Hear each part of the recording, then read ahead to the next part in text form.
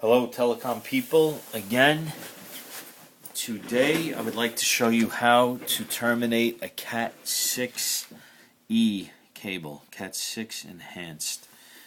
It's a little bit different from a Cat 5E, so let's take a look. So again, you'll need the punch tool, Cat 6 jack, your scissors, and the piece of cable. So what you'll do first is about 2 inches back from the end of the cable, score the cable with your scissors, and once you do that, the jacket should snap pretty easily. Discard the jacket, and again you have the string inside. So let's pull back on the string and hold your conductors maybe another 2 inches just to make sure we haven't nicked any of the conductors here. Okay, so once you do that, cut your string. Let's get rid of the string and peel back your jacket.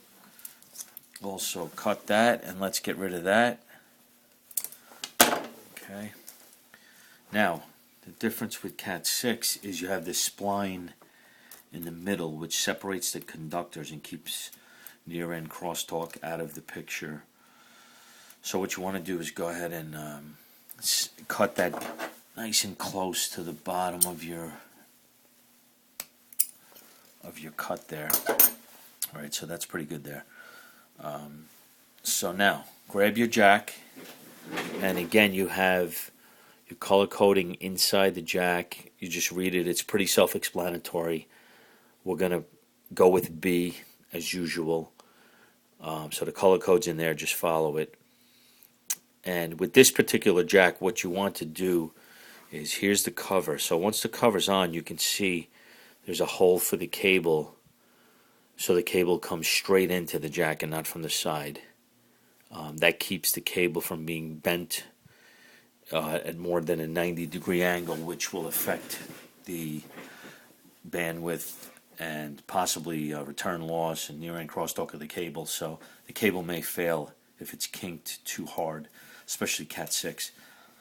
So let's take our brown conductor, and you got to kind of measure your jacket so you're straight onto the jack, but you also want your jacket to be pretty close. You don't want your conductors kind of flapping in the wind out there. You want them close to the pins. So let's untwist a little bit on the brown so you can get those seated. So as you see there, once you get them seated over the pins, just push down so they hold in place. So that's your brown. Your green is over here, so what we'll do is get your green over those two pins. Again, just push down on them just to hold them in place. Now your orange is going to be up here. So what you want to do with your orange is just untwist a little bit. Your solid orange is going to go on the outside. Okay, so now all the while you want to make sure the cable is staying in the middle of the jack and it doesn't get pushed off to the side or kinked in any way. Now with your blue, your solid blue's on the outside, and you kind of want to keep your twist on each pair so you don't lose any quality right up to the pins. So on that one, the blue is now in place. So if you look closely, you'll see the 4 colors are all in place, each of the 8 conductors.